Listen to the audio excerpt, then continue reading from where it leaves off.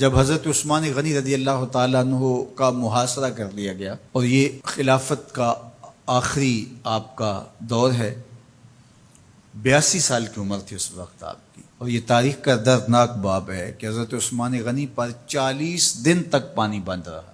وہ ایک منصوبہ تھا، 3 لوگ 3 مختلف شہروں سے چلے، مصر سے، کوفے سے اور بصرے سے، 1,000 آدمی لے کر کے، اور مدینہ المنورہ میں پہنچ کر کے حضرت علی المرتضیٰ سے ملے، ام المومنین سیدہ عائشہ سے ملے، کبار اصحاب سے ملے۔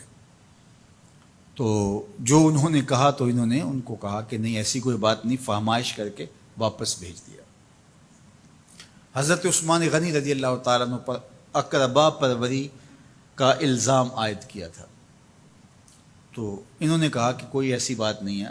پھر یہ تھا کہ آپ نے کم عمر گورنر، کم عمر لوگ مقرر کیے، تو حضرت عثمان نے کہا کہ حضرت اسامہ بھی تو کم عمر تھے، حضور نے ان کو اگر مقرر کیا ہے تو یہ تو مثال ہمارے سامنے موجود ہے۔ لیکن یہ ایک منصوبہ تھا، اس منصوبے کے تحت یہ 3 جگہوں سے لوگ آئے تھے۔ وہ 3 دن کی مسافت کے بعد پھر تینوں واپس آ گئے، تو یہ ایک سوالیہ نشان ہے کہ تینوں کیوں واپس آ گئے، کوئی ایک تو نہ آتا نا، تو یہ سب طے شدہ منصوبہ تھا۔ اور پھر انہوں نے مدینہ المنورہ کو گھیر لیا، اور جس طرح سے بلوائیوں نے حالات پیدا کر دیے، سیدنا علی المرتضیٰ رضی اللہ تعالیٰ عنہ تو شہر مدینہ سے باہر تشریف لے گئے تھے، اور اپنے بیٹوں امام حسن اور امام حسین رضی اللہ تعالیٰ عنہ کو حضرت عثمان غنی کے دروازے پر مقرر کیا تھا کہ ان کو ضرر نہ پہنچنے دینا۔ اب 700 صحابہ اجازت طلب کر رہے ہیں کہ آپ ان بلوائیوں سے نپٹنے کا میں جو ہے وہ اجازت نامہ مرحمت کریں، اور بہت سارے لوگ تو حج پہ جا چکے، یہ 18 ذی الحج کا واقعہ ہے جب آپ کی شہادت ہوتی ہے، تو وہ حج پہ جا چکے ہیں، تو جو یہاں موجود ہیں وہ اجازت طلب کر رہے ہیں۔ لیکن حضرت عثمان غنی رضی اللہ تعالیٰ عنہ نے کہا کہ نہیں، میں ایسی اجازت نہیں دوں گا، رسول اللہ صلی اللہ علیہ وسلم کا حرم شہر مدینہ لوگوں کے خون سے لالازار ہو، یہ میں اس کو گوارا نہیں کرتا۔ افواج موجود ہیں، اور دنیا کی تاریخ میں آپ کو ایسا نہیں ملے گا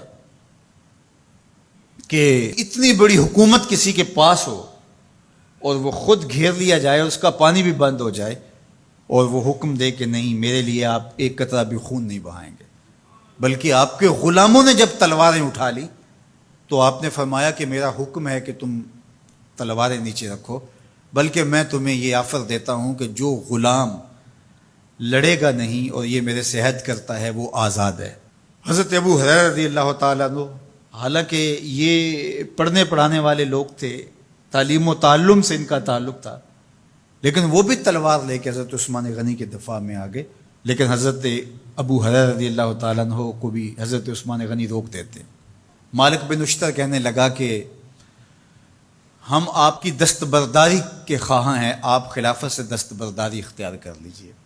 تو حضور علیہ الصلوۃ والسلام کے اس جانثار صحابی نے، حضرت عثمان غنی نے فرمایا یہ نہیں ہو سکتا۔ دستبردار کیوں نہیں ہوئے؟ لگتا تھا یہ سب سے زیادہ آسان تھا، لیکن حضور نے ارشاد فرمایا تھا، اے عثمان، تمہیں اللہ ایک قمیض پہنائے گا، لوگ اس کو اتارنا چاہیں گے، تم کبھی نہ اتارنا۔ تو اس سے مراد خلافت کی قمیض ہے، اور ان کی شہادت کی خبر بھی اللہ کے محبوب علیہ السلام نے دی تھی، اور اگر آپ دستبردار ہو جاتے تو یہ ایک کھلونا بن جاتا، بازیچہ بن جاتی خلافت، چند آدمیوں کے پریشر سے خلافت سے دستبرداری کرنا پڑتی۔ اچھا، ایک یہ سوال بھی پیدا ہوتا ہے، چند باغی تھے، ان کو کس طرح کچل دیا جاتا؟ لیکن حضرت عثمان غنی یہ نہیں چاہتے تھے۔ ایک تو یہ کہ مدینے کی حرمت پامال نہ ہو، اور دوسرا پورے عالم اسلام کو آگ لگانے کا جو منصوبہ تھا، 3 مختلف شہروں سے 1,000 آدمی لایا گیا ایک منصوبے کے تحت، اور انہیں لاشیں چاہیے تھیں، اور جو ان کے پیچھے کام کر رہے تھے نادیدہ ہاتھ، ان کا منصوبہ یہ تھا کہ یہاں سے مختلف سمتوں میں، یہ تینوں شہر مختلف سمتوں میں تھے، تینوں سمتوں میں جب لاشیں جائیں گی تو پورے عالم اسلام کو ہم جو ہے وہ خانہ جنگی کی آگ میں دھکیل سکیں گے۔ تو حضرت عثمان غنی ان سازشوں سے آگاہ تھے، تو سب سے اہون اور آسان یہ تھا کہ قربانی پیش کر دی جائے، اور پھر انہوں نے سن بھی رکھا تھا کہ 2 شہید ہیں، شہید تو انہوں نے بہرحال ہونا ہے، تو لہٰذا میں خلافت سے دستبردار بھی نہیں ہوں گا، اور شہر مدینہ کی حرمت بھی پامال نہیں ہونے دوں گا۔ اور تیسری بات یہ ہے کہ میں خود مظلوم شہید کر دیا جاؤں، تو آپ نے یہ گوارا کر لیا۔ تو 18 ذوالحج تھا، جمعے کا ہی دن تھا، اور حضرت عثمان غنی رضی اللہ تعالیٰ عنہ روزے سے تھے، عصر کا وقت تھا، قرآن مجید کی تلاوت کر رہے تھے۔ حضرت امام حسن، امام حسین اور حضرت عبداللہ بن زبیر اور دیگر لوگ آپ کے دروازے پہ پہرا دے رہے تھے، لیکن باغی پچھلے گھر سے دیوار پھلانگ کے آپ کے گھر میں داخل ہوئے اور تلوار سے وار کیا۔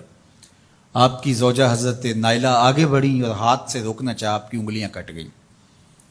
پھر دوسرا وار کیا تو حضرت عثمان غنی رضی اللہ تعالیٰ عنہ کا دایاں ہاتھ کٹ کے گر گیا۔ حضرت عثمان غنی رضی اللہ تعالیٰ عنہ نے افسوس کیا اور کہا کہ تم نے وہ ہاتھ کاٹ دیا جس سے میں وحی کی کتابت کیا کرتا تھا۔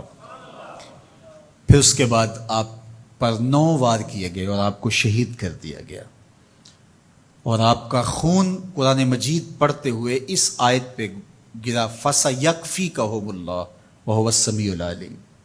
تو حضرت عثمان غنی رضی اللہ تعالیٰ عنہ مظلوم شہید کیے گئے، بھوکے اور پیاسے شہید کیے گئے، ظلماً شہید کیے گئے۔ حضرت عبداللہ بن عمر رضی اللہ تعالیٰ عنہ فرماتے ہیں کہ حضور فتنوں کا ذکر کر رہے تھے کہ فتنے ہوں گے، بہت بڑے فتنے ہوں گے۔ تو ایک شخص نے چادر اوڑھی ہوئی تھی اور وہ مجلس واعظ کے قریب سے گزرا جہاں حضور کچھ ارشاد فرما رہے تھے، تو آقا کریم نے اشارہ کر کے کہا اس دن یہ شخص حق پہ ہوگا۔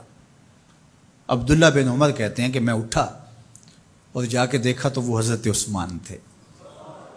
تو میں نے حضرت عثمان کے چہرے کو پکڑ کے تھوڑا سا حضور کی جانب کیا اور میں نے کہا حاضہ حضور، یہ اللہ کے محبوب فرمایا ہاں یہی، جب فتنے ہوں گے تو فرمایا یہ حق پہ ہوگا۔